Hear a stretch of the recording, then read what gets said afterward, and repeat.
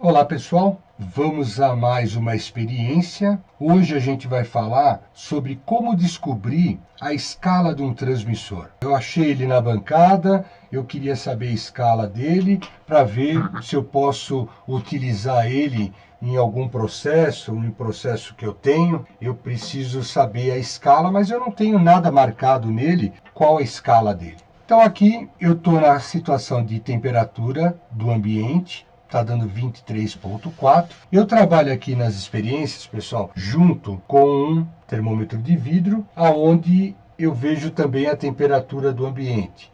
Ele está me indicando aqui por volta de 24 graus, um pouco maior que os 23 que está aqui. Vamos anotar todos esses valores para que depois a gente possa fazer os cálculos, tá? Vamos lá. Eu vou ter que medir a corrente desse cara aqui. Então, para medir a corrente, eu vou ter que colocar esse instrumento em série. Vamos tirar aqui, que a gente está medindo a temperatura. Para medir corrente, eu pego essa ponta de prova, aí ele está em miliampere.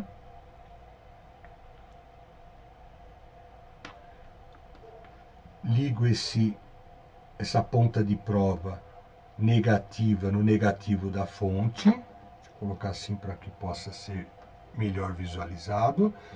Esse aqui é o positivo. Eu vou ligar no negativo. Aqui não tem positivo, tá, pessoal?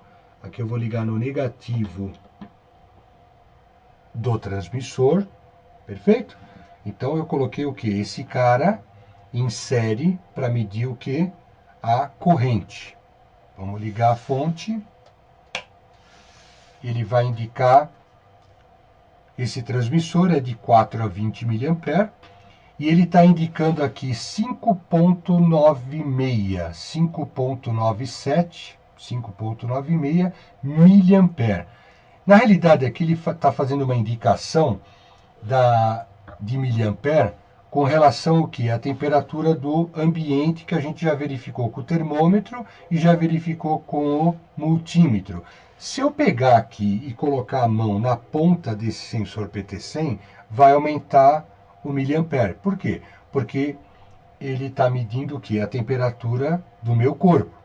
Então ele está aumentando a temperatura em função da temperatura da minha mão. Se eu tirar a mão, ele vai começar a cair porque ele começa a esfriar.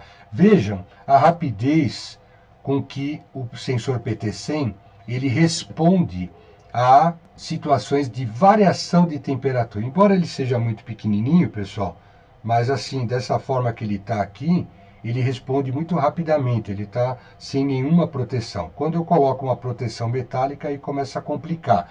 Mas nessa situação aqui, ele responde muito que rapidamente.